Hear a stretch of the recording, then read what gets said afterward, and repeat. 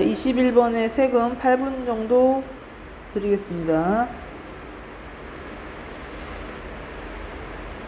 21번에 8페이지 21번 8분 정도 드리겠습니다. 시간 보시고요. 시간 뭐 조금 많이 됐습니다. 10분 안에 풀어야 되는데 뭐야. 자, 이거 세금 한 번만 한두 번만 내봐도 사실 그렇게 어렵지 않은데, 여러분 세금을 내본 적이 없기 때문에 이게 도대체 무슨 말인가 이럴 수도 있어요. 굉장히 어려운 질문은 아니었기 때문에, 어려운 건 응용 문제, 그 정도만 좀 어렵고 나머지는 어렵지 않습니다. 자, 세금 뭐냐에 대해서 나왔죠. 국가 또는 지방자치단체가 각종 행정서비스 등에 필요한 경비를 마련하기 위해서 어떤 대가를 지급하지 않고 납세 의무자로부터 그 징수하는 금전 또는 재물로서 조세 채권의 안정적 확보와 보전을 위해서 법률에 따라 강제적으로 징수한다. 근데 이게 사실 그냥 일반적인 얘기잖아요. 근데 늘 얘기하지만 법지문 같은 거는 첫째 줄에 나와 있는 이런 개념 설명, 그다음에 이론, 배경 이런 것도 다 중요합니다.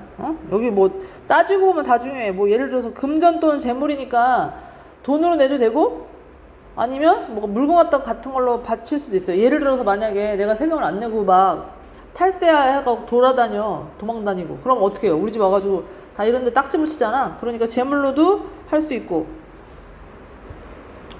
그 다음에 여기 보시면은 납세 의무자가 에서 내는 거죠. 여러분 납세 의무자예요? 아니죠. 여러분 돈 못 벌잖아요. 그러니까 납세 의무자 아니까 여러분한테는 돈 달라고 안 하겠죠. 세금 내라고 안 합니다. 자, 근데 조세채권 이행을 이해하기 위해서는, 그러니까 조세채권이라는 게 조세를 내게끔 만드는 거잖아. 채권이니까. 납세 의무의 성립, 확정, 소멸의 과정을 알아야 됩니다. 자, 세 가지 얘기했어. 납세 의무의 성립, 의무가 성립돼야 되고 확정되고 소멸되는 거. 소멸됐다는 얘기는 이제 세금을 다 냈다는 얘기입니다. 그죠? 납세 의무는 과세 요건을 만족하면 법률상 자동적으로 성립합니다. 자, 요거를 잘 보세요. 요건만 만족하잖아? 여러분이 이제 알바해요. 알바하면 세금 내겠냐 안 내겠냐? 알바하면 무조건 세금 냅니다. 왜냐면 알바할 때 시간당 페이에서 무조건 그 세금을 까고 줘요. 그러니까 요건이 만족됐어? 그러면 자동으로 성립되는 거야. 내기 싫다고 안 내는 수는 없어요. 자, 과세 요건은 세금을 낼 의무가 있는 납세 의무자, 세금의 대상이 되는 물건이나 행위인 과세 물건. 그러니까 예를 들면 자동차 같은 거 사면 세금 내야죠. 집 사도 세금 내죠. 그리고 과세 물건의 수량이나 금액인 과세 표준. 자, 그러면 이거는 나라고 생각하시고, 나라고 생각하시고, 그 다음에 이거는 차 샀다고 생각하세요. 그리고 그럼 어떻게 세금을 내는 거냐 하면은 표가 있어요. 그게 과세 표준이야. 과세 물건의 수량이나 금액인 과세 표준, 그리고 과세 표준에 대한 세금의 법정 비율, 세율, 이렇게 이루어졌다.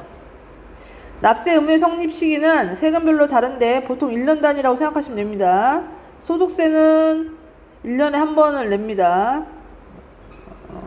그러니까 보통 이제 우리가 월급 받으니까 그 월급을 12번으로 다 더해갖고 이제 내죠. 해당 과세 기간이 끝나는 때, 자, 무슨 말이야 그럼? 1년 단위니까 과세 기간으로 하는 소득세는 해당 과세 기간이 끝나. 그럼 무슨 얘기냐면, 내가 1월달부터 월급을 받아. 그러면 12월달까지 받을 거 아니야? 올해 받았어. 그러면 세금을 언제 내냐? 그 다음 해에 내는 거야. 그러니까 해당 과세 기간이 끝나는 때라고 얘기했죠. 그 다음에 상속세는 당연히 피상속인이 사망으로 상속이 개시되는 때 납세 의무가 성립된다. 이게 요 말은 좀 헷갈려서 알아두시는 게 좋은데, 보통 우리가 피는 당한다는 뜻이잖아. 그러니까 피상속인 그러면 상속을 받는 사람이라고 생각하기 쉬운데, 피상속인만 상속을 주는 사람이에요. 그러니까 만약 할아버지가 돌아가셨어. 그럼 아빠한테로 갈 거 아니냐? 그때 피상속인이 아빠가 아니라 할아버지라고. 우리가 그냥 일반적으로 생각하면 상속인이 할아버지가 상속인이고 당하는 사람이니까 아빠가 피상속인 것처럼 보이지만 상속만 피자가 붙은 것이 거꾸로 생각하셔야 됩니다. 이게 좀 헷갈려. 자주 나옵니다, 이거. 자, 당연히 이제 피상속인이 사망해야지 되는 거죠. 납세 의무의 성립 시기는 법의 적용 기준이 되는 것으로 만약에 세법이 개정된 후 시행되면, 자, 시기가 왜 중요하냐? 법이 개정됐어. 개정된 후에 시행이 되잖아? 그러면 별도의 경과 규정을 두지 않았다면 납세 의무가 성립한 당시의 법령이 적용된다. 시간 타임은 좀 중요합니다. 왜냐면 우리가 이제 문제 풀 때 뭐 연도랑 뭐 시간 나오잖아. 날짜 나오잖아. 그럼 그 시간이랑 얘기를 하는 건데 이 세금이라든지 보험이라든지 이런 것도 시간이 굉장히 중요해요. 오늘부터 되는 거 있고 12시 땡 치면서 되는 거 있고 뭐 다음날 되는 거 있고 그래서 뭐라는 거야? 개정이 되잖아? 개정이 되면 그럼 무슨 규정이 없으면 개정되기 전에 걸로 낸다는 거야. 만약에 세금이 올랐어. 세율이 올랐어. 근데 별도의 규정이 없으면 나는 오르기 전에 걸로 낸다는 거죠. 납세 의무의 성립 단계에서는 납세 의무가 아직 추상적인 상태이므로 과세관청이 과세권을 행사할 수 없습니다. 지금 납세 의무 성립 단계는 의무가 아직 안 됐잖아. 의무가 아직 안 됐으니까 그러니까 과세관청 관청에서 세금 내라고 막 할 수가 없다는 거야. 자, 그럼 이거는 생각보다 쉬웠죠. 22번에 답 몇 번이야? 응? 4번이겠죠. 납세 의무자의 납세 세액과 납부 기한이 정해지지 않았으니까 세금 내라고 할 수 없는 거잖아. 이건 너무 쉬웠습니다. 근데 이제 우리가 좀 의심해봐야 돼. 너무 쉬우면. 이거는 쉬운 문제지만 뭐 수능에서 이게 너무 쉬운데. 자, 납세 의무가 성립되었다면 이제 성립됐어. 그러면 납세 의무를 확정해야 세금을 징수할 수 있어요. 자, 이 말이 중요할 것 같습니다. 의무가 딱 확정돼야 그때부터 징수가 가능합니다. 납부할 세액과 납부 기한 등이 정해지는 것을 납세 의무의 확정이라고 합니다. 자, 일단 얼마 낼 건지 비율이랑 그 다음에 언제까지 낼 건지가 정해집니다. 이때 확정은 변경이 허용되는 잠정적 확정입니다. 그럴 수 있어요. 왜냐면 이건 계산해서 세금을 내는데 뭐 중간에 약간 누락이 되거나 그럴 수 있거든. 이게 돈이 왔다 갔다 하는 거기 때문에 그러면 이제 다시 수정하게끔 해주죠. 납세 의무는 원칙적으로 절차에 따라 확정돼야 하지만 예외적으로, 자, 예외적인 거 기억하시고, 특정한 절차 없이 납세 의무 성립과 동시에 세액 등이 정해지는 방식이 있는데 그게 자동 확정 방식입니다. 그러면 자동 확정 방식은 약간 예외라는 거야. 응? 절차가 있어. 그럼 그거에 따라서 확정이 돼야 되는데 예외적으로 시작하면 딱 되는 경우가 있다는 거야. 국가는 이 방식을 통해 세금 수입을 조기에 확보할 수가 있다라는 거죠.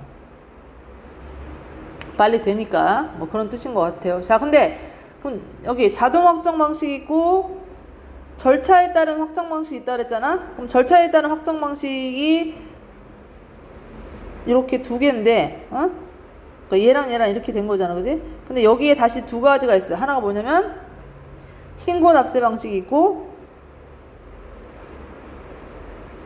또 하나가 부가 과세 방식이라는 게 있다는 거야.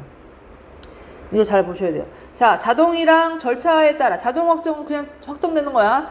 근데 절차에 따른 거는 절차를 따지는 건데 그때 신고 납세 방식이랑 부가 과세 방식이 있답니다. 자, 어떤 건지 볼게요. 절차에 따른 확정 방식에는 신고 납세 방식과 부가 과세 방식이 있는데 이 두 방식은 납세 의무자가 과세 표준 신고서를 제출하는, 즉 신고를 한다는 점에서 동일합니다. 그러니까 얘도 신고는 해야 돼. 신고자 붙었는데 자, 얘도 신고는 해야 된다는 거야. 얘는 신고자 안 붙었잖아. 잘 기억해. 신고해야 돼. 신고한다는 게 전화 걸어서 세금 낼게요 이러는 게 아니라 세금을 막 계산 같은 걸 해가지고 이제 뭐 얼마예요 이렇게 얘기하면은 영수증 주고 뭐 그러는 거야. 자, 근데 동일한데 이후의 절차가 좀 다른데 신고 납세 방식은 차이점을 아셔야 돼요. 납세 의무자 스스로 해당 금액의 세액을 계산해서 신고함으로써 납세 의무를 확정합니다. 스스로 하는 거야. 그래서 간단한 사람은 자기가 할 수도 있고요. 안 그러면 잘 못하거나 뭐 힘들거나 아니면 뭐 절세, 세금을 좀 줄이고 싶으면 세무사한테 가서 이제 해줘야 되는 거죠.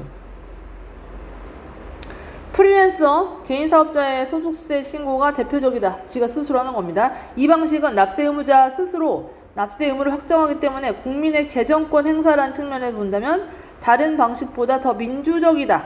왜냐하면 내가 내 스스로 이만큼 벌었으니까 이만큼 낼게요. 한테 자율권을 준 거잖아. 그러니까 민주적이라는 거야. 이렇게 안 했으니까. 그럼 이제 우리가 또 이런 생각이 들죠. 그럼 뭐 조금만 벌었다고 하면 되겠네. 그러기도 하죠. 그러기도 하는데 그러다가 걸리면 이제 가산세금이라고 해서 막 세금을 더 많이 내야 되는 일이 벌어집니다. 자, 신고 납세 방식의 1차적인 확정권은 납세 의무자에게 있다. 자, 그러면 이건 무슨 얘기냐면 내가 세금을 계산해서 이만큼 낼게요 하고 이제 갖다가 바쳐야 돼. 그러니까 1차적인 확정권은 납세 의무자한테 있죠. 하지만 납세 의무자가 미신고하거나 자진신고했으나 법률에 위반하는 경우 발견됐어요. 안 하거나 발견되면 세무조사를 거쳐서 과세관청에서 세액을 결정한 때에 2차적으로 납세 의무가 확정됩니다. 자, 이거는 그냥 쉬운 내용이에요.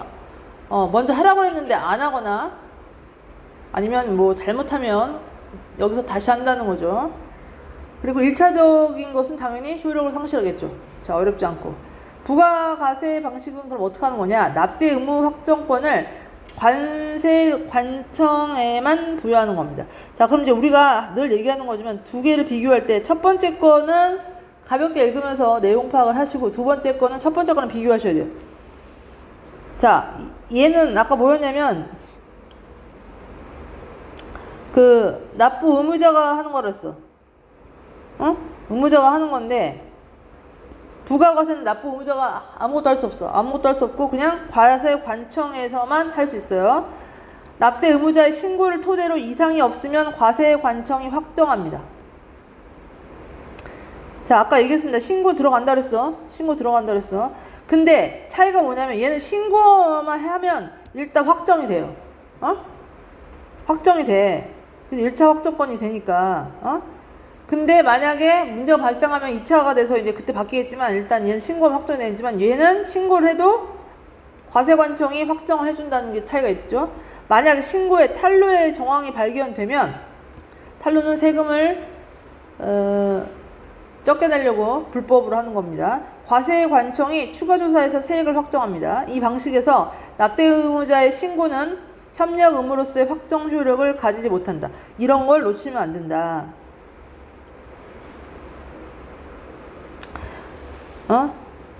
그러니까 여기서는 신고하면 그게 확정권이 되지만 여기서는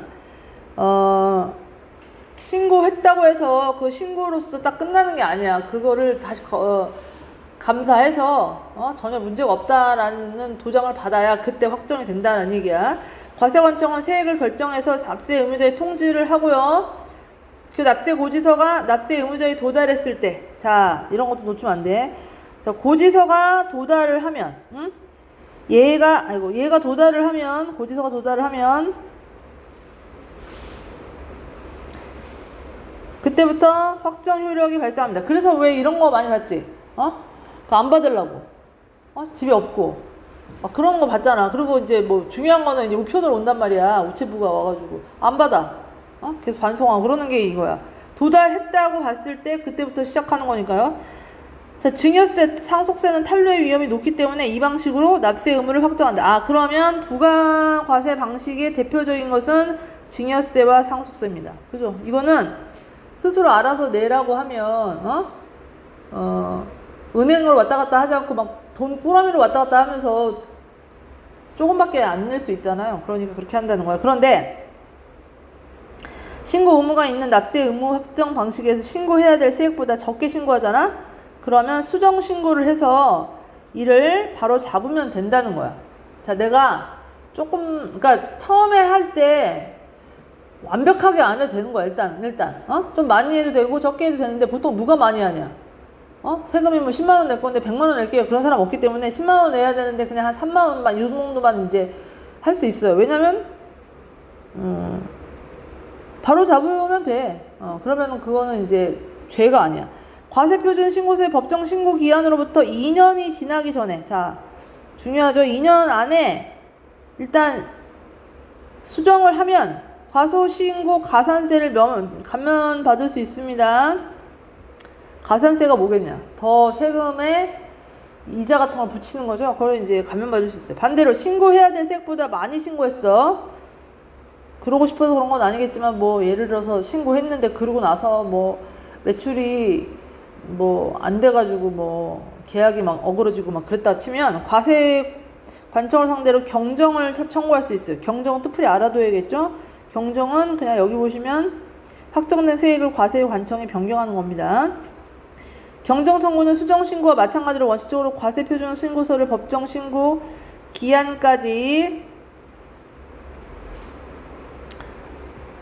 과세 관청에 제출한 경우에 한해서 과세 관청의 경정 통지가 있기 전까지만 가능합니다. 자, 뭐라고요? 여기도 아까 뭐랬냐? 과세 표준 신고서의 법정 신고 기한으로부터 2년 지나기 전에 해야 되고, 얘도 마찬가지로 과세 표준 신고서를 법정 신고 기한까지 과세 관청에 제출한 경우에 한해서 가능하다고 했어. 과세 관청의 경정 통지가 있기 전까지만. 경정 통지가 오면 뭐야? 또 확정되는 거잖아. 그 전까지만 가능하고, 그리고 과세표준 신고서의 법정 신고 기간은 그러니까 5년 안에 하면 된다. 돈을 더 많이 낸 거를 돌려주세요는 기간이 더 기네요. 근데 돈을 조금 내가지고 한 거는 기간을 좀 짧게 했네요. 확정 효력이 발생된 세금은 누구든 납부만 하면 소멸되겠죠. 비록 납부하지 못했다 하더라도 다른 세금에서 환급금이 발생하는 경우에 거기서 이제 같이 이렇게 깐다는 거죠. 과세 관청의 직권으로 미납세금에 먼저 충당함으로써 납세 의무가 소멸된다. 근데 충분하지 않으면 나머지 차액을 내야 됩니다. 자, 그리고 괜찮습니다. 21번에 몇 번 했어요? 일치불일치입니다. 일치불일치는 있냐 없냐를 물어보는 거기 때문에 어렵지 않아요. 몇 번? 몇 번 했어? 재욱이 4번 했어? 5번 했어? 어려운데? 납세 의무자의 납세 의무는 납세 의무자가 아닌 타인이 세금을 납부한 경우에 소멸하지 않는다.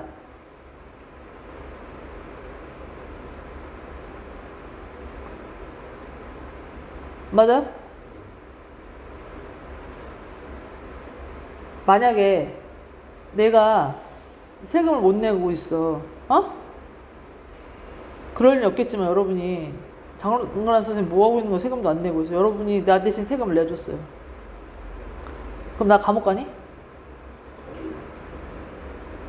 아니 니네가 내준 거야. 내가 내달라고 너희를 강요한 게 아니라 자발적으로. 나는 어쨌든 세금을 냈잖아. 그지? 그 다음에 너희 감옥 가냐? 안 가지. 너도 안 가고 나는 괜찮고. 그럼 세금 소멸됐어요? 다 냈는데 왜 소멸 안 됐어? 내가 내야지. 내가 내야 되는데 내가 못 내고 있으니까 딴 사람이 와서 내줬어요. 자, 납세 의무자의 납세 의무는 납세 의무자가 아닌 타인의 세금을 납부한 경우에는 소멸하지 않는다 그랬거든요. 근데 아까 소멸은 어떻게 된다고 하면 여기 대놓고 누구든지라고 써있는데 누구든지 납부만 하면 의무가 소멸됩니다. 그럴 수 있잖아. 자식이 안 내면 부모가 내주기도 하고 부모가 못 내면 자식이 또 내기도 하고 그러잖아. 누구든 납부만 하면 돼.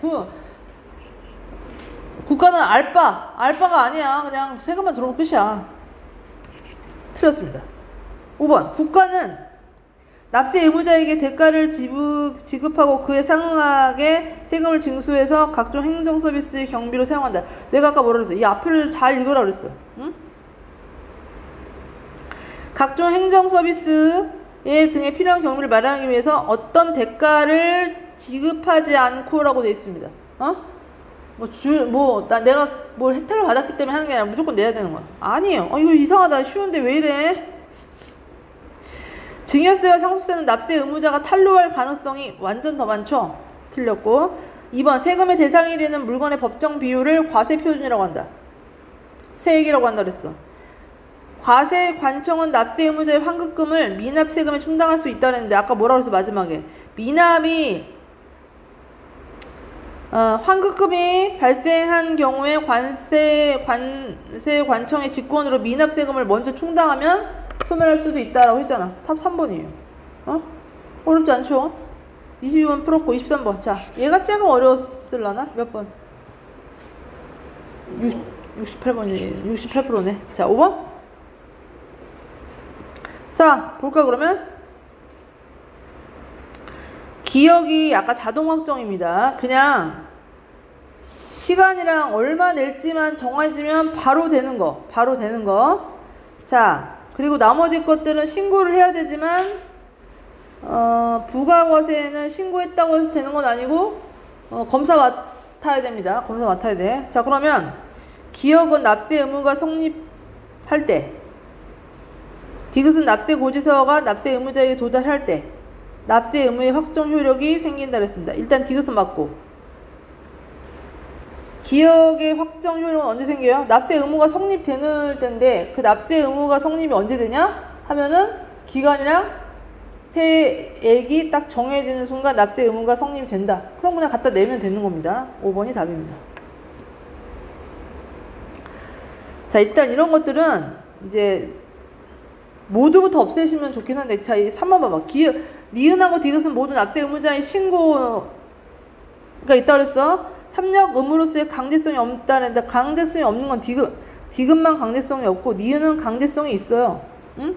신고만 해도 확정이 된다라고 했습니다. 기억은 니은과 달리 납세 의무자가 직접 재정권을 행사할 수 있다는데, 재정권을 행사할 수 있는 건 뭐야? 니은이지. 아까 니은이 신고해서, 물론 디귿도 되긴 됩니다. 하지만 직접 재정권을 행사할 수 있는 것은 니은이 제일 크고, 디귿도 자기가 어쨌든 계산해서 신고하는 거니까.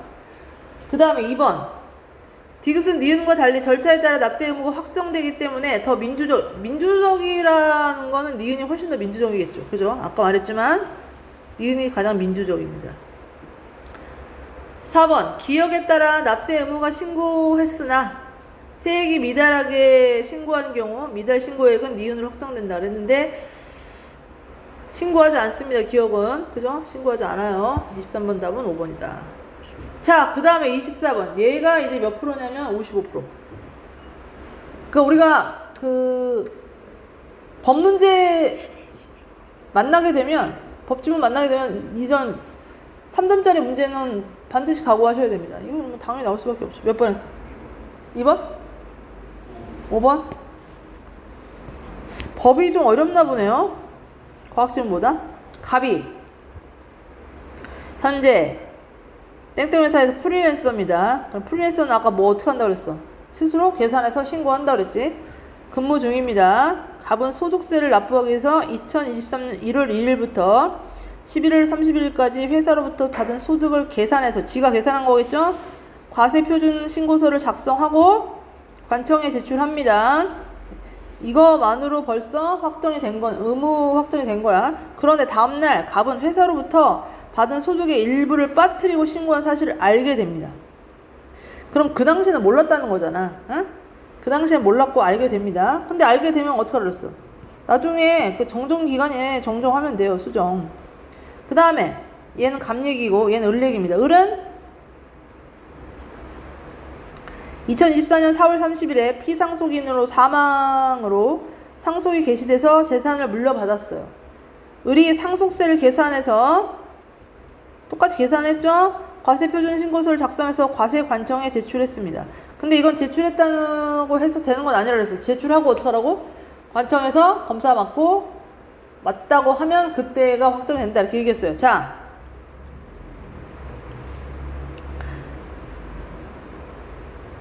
얘는 오답이 뭘 많이 갔나?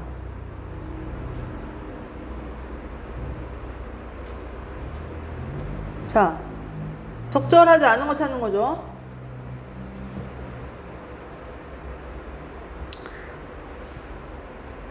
갑이 법정 신고 기간을 넘긴 후에 1번부터 가겠습니다. 자, 갑이 법정 신고 기간을 넘긴 후에 소득세를 신고했어요. 그럼 소득을 일부 누락한 사실을 알았더라도 갑은 원칙적으로 수정 신고를 할 수 없다 그랬어요. 맞아요? 자, 여기서 아까 뭐라고 했냐면 중요한 얘기 했어요. 여기서 이런 얘기 합니다. 언제 할 수 있어요? 그러면 법정 신고 기간까지. 응? 그죠?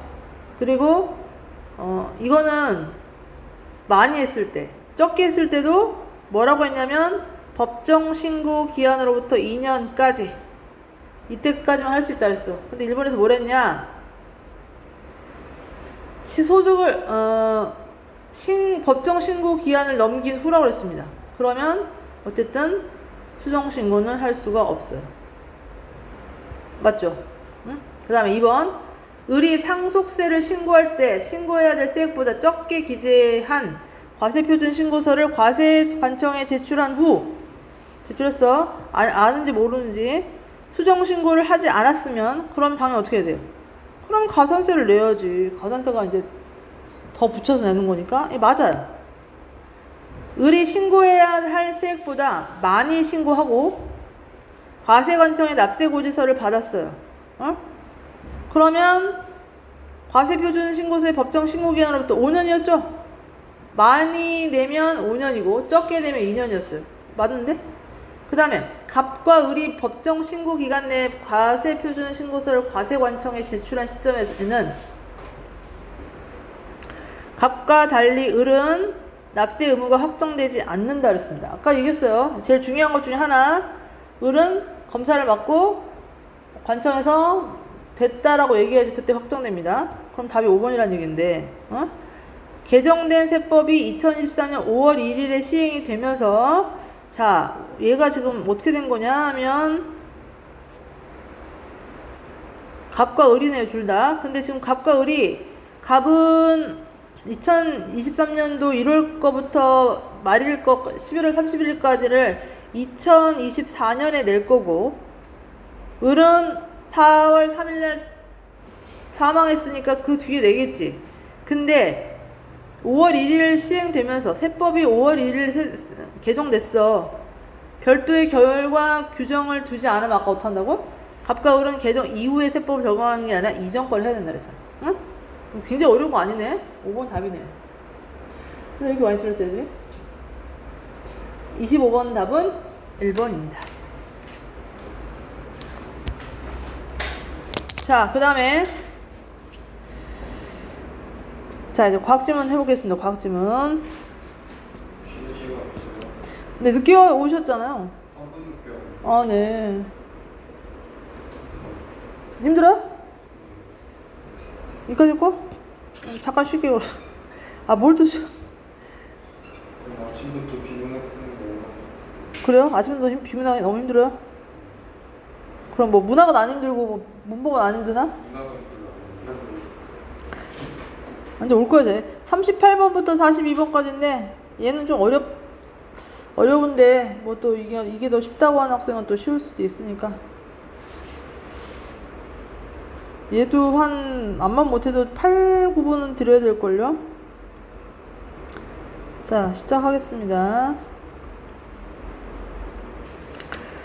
자, 그럼 보겠습니다. 문과 학생은 조금 불리할 수 있죠.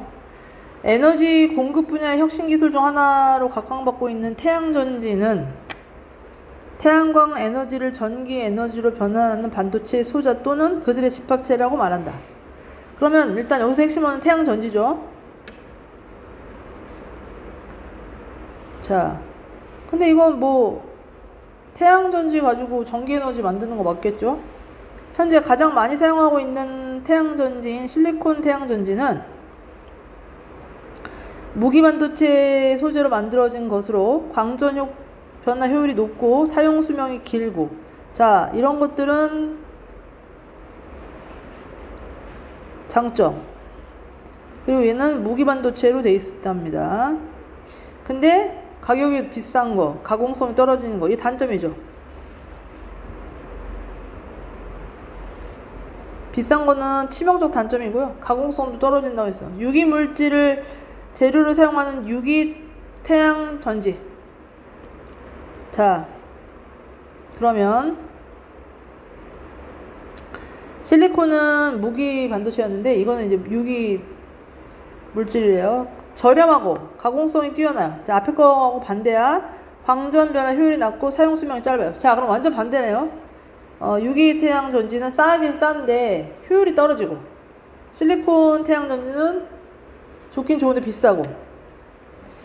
이에 따라서 저가로 제작 가능하고 광전 변화 효율이 높은 하이브리드 태양 전지인 페로브스카이트 뭐 이런 게 있나 보네. 이제 이거 해야겠죠. 이거는 뭐 가격도 싼데 효율도 좋대요. 자, 그럼 이건 뭐냐? 그럼 사실은 이 앞에 거는 그냥 보시면 돼요. 얘가 이제 메인이죠. 이 페로브스카이트는 그림과 같이 정육면체 꼭지점의 크기가 큰 양이온 A, 여기 그 다음에 가운데에 B, 요거 나머지가 C인데 크게 큰 거는 바깥쪽에 있고요. 그 다음에 가운데 작은 양이온이 있고, 그래서 각 면 중앙에 음이온이 있다는 거야. 자, 요거는 음이온이네요. 나머지 거는 AB는 양이온이고 얘는 음이온이에요. 자, 큐빅 구조의 결정을 가진 물질들을 가리킨다. 이 페로브스카이트는 이온 간 결합한 에너지가 작아서 약한 에너지 자극에도 반응이 활발하고 빛에 의해서 전하, 즉 전자와 전공, 자 마이너스와 플러스에 생성하는 성능이 뛰어나다.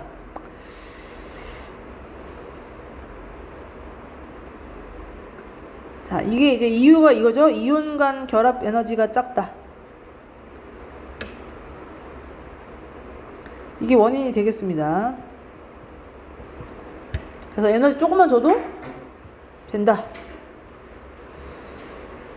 화학적 합성이 가능한 여러 이온들이 A, B, X 자리에 올 수 있어 다양한 종류의 페로브스카이트가 형성되는데, 카이트가 그중 태양전지에 사용되는 페로브스카이트는 A의 유기 양이온, B에는 무기 금속 양이온, X에는 음이온 이렇게 온대요. 이온의 종류에 따라서 결정구조가 달라지고, 결정구조 달라지면 전하의 생성량에 영향을 미친다 그랬습니다. 자, 그럼 그냥 이 결정구조가 영향을 미친다. 자, ABX 자리에 2개 이상의 원자가 결합된 이온이 올 경우에는 광전 변화 효율이 높아질 수 있다. 자, 2개 이상도 올 수가 있대요. 그러면 효율이 높아진다. 그 다음에 A 갑니다. 페로브스카이트 태양전지는 광전 변화를 위해서 협력하는 여러 층으로 구성되어 있다. 투명 전도성 산화물 TCO. 그때 그림 없었죠. TCO는 이겁니다.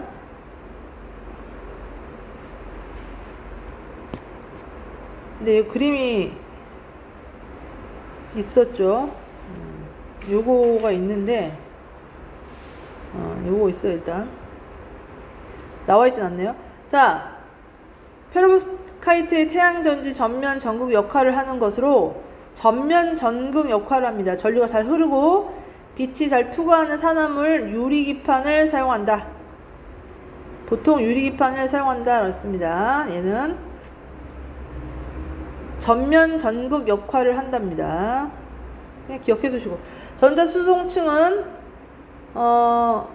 페로브스카이트 층에서 만들어진 전자를 TCO층에 전달하는 역할을 하는 층으로, 자, 그럼 일단 우리가 얘를 여기까지 묶어야겠다.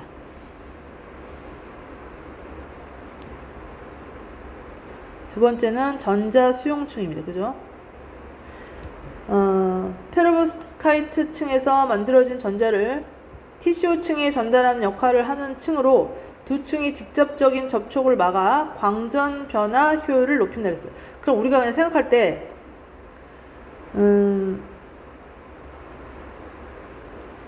TCO가 어디예요? ABCD 중에서?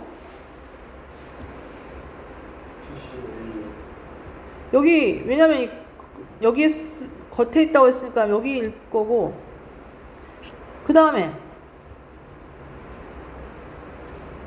전자 수송층은요? 왜냐면 중간에 뭐 중간 역할을 한다고 그랬으니까 얘가 전자인 것 같습니다.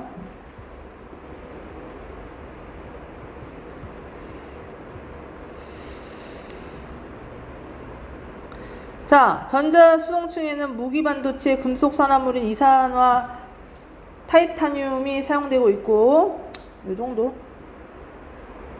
그리고 이산화 타이타늄은 내부에 나노 크기의 공기 구멍을 가진 다공질 구조로 되어 있어서 전자 수송에 용이하고, 페로브스카이트 층과의 흡착력을 높여서 태양광 입자가 최대한 흡수되도록 한다라고 했습니다.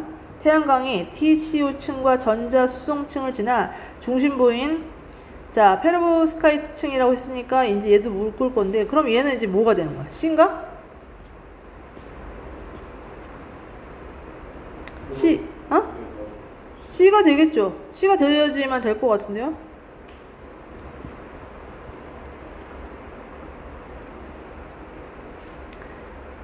자, 도달하여 흡수되면 전자가 높은 에너지를 갖게 돼서 본래의 자리를 이탈합니다. 흡수가 되면 전자가 높은 에너지를 갖게 돼서 이탈을 하게 되고, 전자가 있던 자리에 전공이 만들어져서 이들은 각각 반대 방향으로 이동하겠죠. 뭐 이거 플러스나 마이너스 반대 방향으로 이동하는 거는 이제 보편적인 뭐 이론이라고 할 수도 없죠, 그냥. 전공 수송층은 뒤에요, 그러면? 페로브스카이트 2층에서 생성된 전공을 후면 전극으로 수송한다 그랬으니까, 그러네, 얘가 뒤고, 그러겠죠. 얘가 전공 후면이죠. 마지막에 있는 거. 얘가 전공 수송층이고. 자, 그럼 뭐 이제 다 됐어요. 자, 열의 안정적이고 합성이 간단한 유기반도체 소재가 사용되는데, 유기반도체 이따가 만약에 문제에서 물어봐서 뭐 특징 물어보시면 찾으러 오면 돼. 열의 안정적이고 합성이 간단하구나.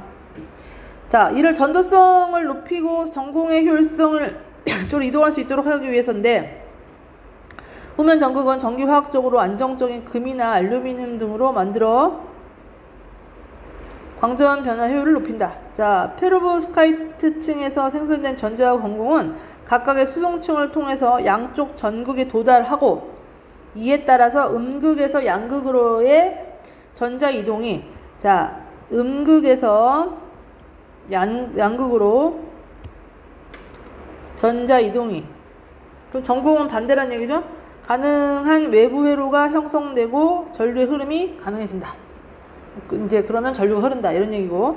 자, 페로브스카이트 태양전지는 곡면 형태로도 제작이 가능하고 빛과 투과도나 색채 조절도 할 수 있어서 다양한 분야에 사용됩니다. 다만 상용화를 위해서는 실리콘 태양전지보다 낮은 에너지 변환 효율, 짧은 사용 수명, 친환경적이지 않은 소재를 사용하는 등의 문제가 좀 많네요. 어쨌든 실리콘 태양전지보다는 낮고 수명도 짧고 그 다음에 친환경적이지도 않아서, 그래서 이런 것들을 조금 고민해야 된다, 이렇게 얘기했습니다. 많이 어렵진 않아요. 38번 답은 1번이죠. 대상을 요소별로 분석해서 기능을 설명하죠. 쪼개서. 보통 기술 지문들은 다 이렇게 어떤 제품이나 원리를 하는 거는 이제 과학 지문이니까 기술 지문은 1번 같은 스타일을 많이 합니다. 됐고. 자, 39번에 몇 번 했어요? 3번 했어요? 자, 일치불일치 문제인데 3번 가볼게요. 태양전지의 반도체 소자는 태양광 에너지를 전기 에너지로 이거 앞에 있었는데 페로브스카이트 태양전지는 형태나 색채 조절이 아까 가능하다고 그랬지 막판에 조절할 수 있다 그랬잖아. 틀렸고 그 다음에 사람을 유리기판은 전류가 잘 흐르지만 이거는 뭐 유리기판인데 빛의 투과율이 낮다니 빛의 투과율도 높다라고 돼 있어서 그래서 그걸로 때문에 유리기판을 쓴다고 했으니까 틀렸고 친환경적인 소재를 사용하지 않는다고 했고 현재 가장 많이 사용하고 있는 유무기 하이브리드 태양전지는 실리콘 태양전지다. 실리콘이 아니라 뭐였죠? 무기였죠, 무기. 틀렸습니다. 자, 그 다음에 기억에 대한 이해로 적절한 거 물어봤습니다. 기억이 뭐냐 하면은 태양전지에 사용되는 페로브스카이트가 기억이네요. 자, 이거 서로 적절하지 않은 거 물어봤습니다.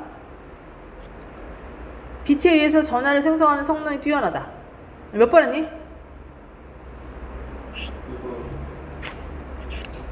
뭐가 틀렸어요? 이온 간의 결합 에너지가 작아서. 여기 있었는데 아까? 여기 있었지? 여기 있네. 작아서 약한 에너지 자극에도 반응한다 이거였잖아. 틀렸네. 반응성이 낮은 게 아니라 반응을 잘한다는 얘기죠. 틀렸네요. 2번이 틀렸고 이온의 종류에 따라서 결정구조 달라지고 영향도 미친다 그랬고 유기이온과 무기이온 등으로 구성되고 유무기 하이브리드 태양전지가 핵심이다. 이거 맞고 ABX 자리에 2개 이상 올 수 있다. 아까 좀 우리가 이상하다고 생각하는 거. 그러면 광전 효율이 더 좋아지는 거니까 어쨌든 좋아지는 거 달라지는 거죠. 2번 가시면 됩니다. 자, 이제 얘는 두 문제가 아니고 한 문제구나. 자, 41번은 이제 맞춘 거나 다름없을 텐데 몇 번 했어요. 근데 얘 50%밖에 안 나왔어. 59%. 3번? 볼까요? 자, 그러면 A는 태양전지 전면 전극으로 맞고 C는 생산된 전자를 C에서 생성된 전자를 전달받는다 그랬습니다. 여기서 이제 생성된 걸 맞지? 그 다음에 B는 A와 C에 직접 접촉 아까 여기서 중간에서 막아준 역할을 한다 그랬으니까 막아서 광전 변화 효율을 높인다. 맞네요. 그 다음에 B와 D입니다. 이거랑 이거 모두 전하를 효율적으로 수송할 수 있도록 전도성과 안정성 확보의 무기 반도체 소재를 사용한다. 뭐가 틀렸어요? 네. 뭐가 있는데 네, 뭐가 6이죠? D가 6이 반도체입니다. 예, 6이 반도체 소재 쓴다고 나와 있어요. 4번 3번 틀렸죠. 그 다음에 C가 AB를 통과한 빛을 흡수합니다. 그리고 전자의 전공을 생성하면 아까 반대 방향이라고 했고 그리고 전자 전공이 B하고 D를 통해서 A와 E에 도달하잖아. 그럼 외부 회로가 형성된 그때부터 전류가 흐른다 이렇게 되었습니다. 3번 가시면 됩니다. 대응시키면 됩니다. 이거 대응시키면 되는 거라서 그렇게까지 어렵지는 않았습니다. 어디 갔어? 자, 그 다음에 요게 어려웠을 텐데 몇 번? 5번? 몇 번 했어요? 5번, 2번? 자, 유기 태양 전지입니다. 실리콘 태양 전지에 비해서 빛을 흡수하는 정도인 흡광 계수가 1000배 이상 높아 매우 얇은 두께에도 빛의 흡수를 극대화해서 다량의 전하를 생성할 수 있다고 그랬습니다. 실리콘 태양 전지보다도 더 대박이네요. 그럼에도 광정 변화 효율이 실리콘 태양 전지 절반에도 미치지 못한다는 거야. 아니 그러면 흡광 계수는 잘은 모르겠지만 흡수를 엄청나게 많이 하는데 1000배 이상 하는데 근데 효율적이지 못하다는 얘기죠. 응? 왜 그렇지? 이유 나오네요. 빛의 흡수로 생성된 전자의 이동 거리가 짧고, 자 이유 나옵니다. 이동 속도가 느려. 소량의 전자만 전극에 도달하고 전극에 도달하지 못한 나머지 전자들은 다 에너지를 잃고 전공과 다시 결합하기 때문이래요. 자, 중요한 포인트는 이동 거리를 짧고 이동 속도가 느립니다. 그러면 얘를 좋아지게 하려면 이동거리를 늘리고 이동 속도가 빨라지고 뭐 이렇게 되겠죠. 자, 그 다음에 탄소는 다른 원소, 특히 수소나 산소와 질소 등과 쉽게 결합할 수 있으며 다양한 화합물을 형성할 수 있는 특성을 지니고 있다. 이러한 탄소가 주요 성분이 되는 유기물질은 공기 중에 산소나 수분과 화학반응을 일으켜서 부식되거나 연소되기도 한다. 유기물질은 산소나 수분을 만나면 좀 쥐약이다. 이런 얘기네요. 자, 그러면 이제 페로브스카이트 태양전지의 광전 변화 효율을 더 높이기 위해서는 당연히 전자의 이동 속도를 고려해야겠죠. 여기서 아까 그랬잖아. 이동 속도가 느려서 안 된다 했으니까 맞고. 3번 했다고요? 2번 했다고요? 5번 하시고. 광전 변화 효율이 높은 유기 태양전지를 제작하기 위해서는 흡광 계수가 높은 소재를 사용하는 것이 핵심이다. 흡광 계수가 높았잖아. 얘가 훨씬 더. 하지만 이동거리가 짧고 이동 속도가 느리면 안 된다고 했기 때문에 얘가 중요한 건 아닌 것 같아요. 효율을 높이려면 속도가 빠른 걸 써야지 흡광 계수가 높은 것이 핵심은 아닌 것 같습니다. 일단 체크. 유기 태양전지의 사용 수명이 짧은 이유는 재료로 사용되는 유기물질의 특성이 그 원인이 있다. 여기 뭐 공기 중에 산소와 수분과 화학 반응 일으키고 뭐 이렇게 얘기한다고 했으니까 괜찮은 것 같죠? 그 다음에 페로브스카이트 태양전지가 가진 문제를 해결하기 위해서는 내부 물질과 외부 환경의 반응을 고려하는 것도 필요하다고 했습니다. 왜냐하면 안 그러면 산화되거나 이럴 수 있으니까. 그 다음에 유기 태양전지가 실리콘 태양전지보다 광전 변화 효율이 낮은 것은 생산된 전하 대비 전극에 도달한 전자의 비율이 낮기 때문이에요. 왜 그러면 비율이 낮냐? 아까 이렇게 이동거리랑 속도가 너무 느려서 웬만한 것들 다 에너지를 잃어버려가지고 전군과 결합해서 도달하지 못한대요. 그래서 몇 번? 2번 가시면 될 것 같습니다. 어렵지 않았어. 그렇게까지 어렵진 않았어요. 이 정도면 그냥 할만합니다. 자, 빨리 간단한 거 하나 풀고 끝낼게요. 간단한 게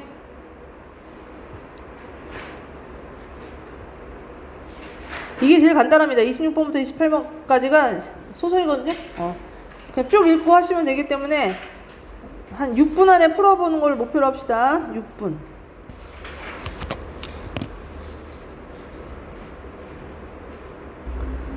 자, 여러분은 만약에 시간은 괜찮고 여러분 만약에 다시 태어난다고 했을 때 성별을 결정할 수 있다고 하면 뭘로 태어날래? 여자로 태어날래? 남자로 태어날래? 남자 태어날 거야? 근데 그거 되게 웃기다. 남자는 대부분 다 남자로 태어난다고 그러거든요. 여자는 대부분 남자로 태어난다고. 여자 중에서 여자로 태어난다는 애들도 있지만 나는 만약 성별 정할 수 있으면 난 100% 남자로 태어날 거야. 그 왜 그러냐면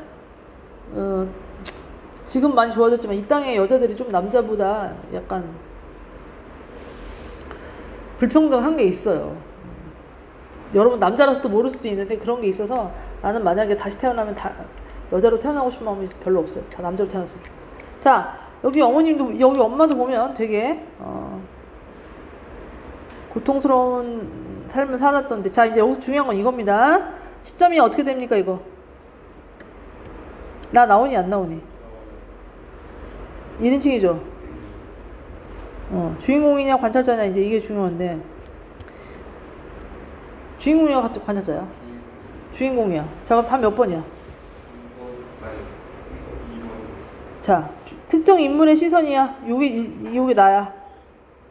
한 인물의 삶의 모습을 보여주고 있다라고 했기 때문에 1인칭 주인공 시점이고, 물론 어머니에 관련된 이야기지만 내 심리가 다 드러났죠? 엄마의 아픔 같은 걸 얘기했기 때문에 2번이고, 자 내가 늘 얘기하지만 서술자가 전환되는 거 이건 거의 답에 몇 개 없기 때문에 잘 보시라고 그랬고, 그리고 동시에 진행되는 두 개의 사건 한 개밖에 없었습니다. 자, 그 다음에 이건 읽으면서 원래 없앴어야 되는데, 디귿 보시면, 거기 무슨, 야, 근데,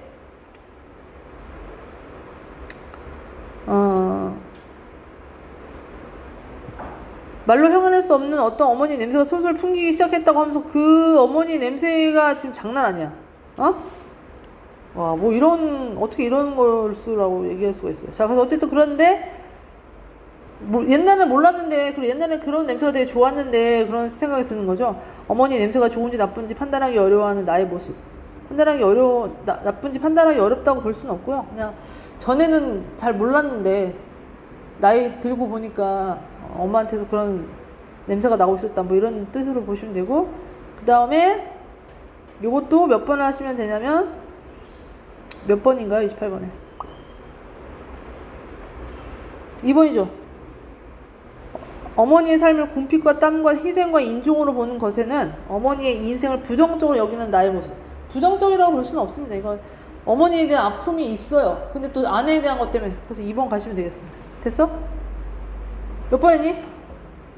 1번 했다고? 집에서 밥이 없으면. 그치? 빨리 풀라고 그냥 적절한 줄 알고 딱 1번 했지? 자, 여기까지 하도록 하겠습니다. 오늘. 시간 남았네. 난 또 뭐라고?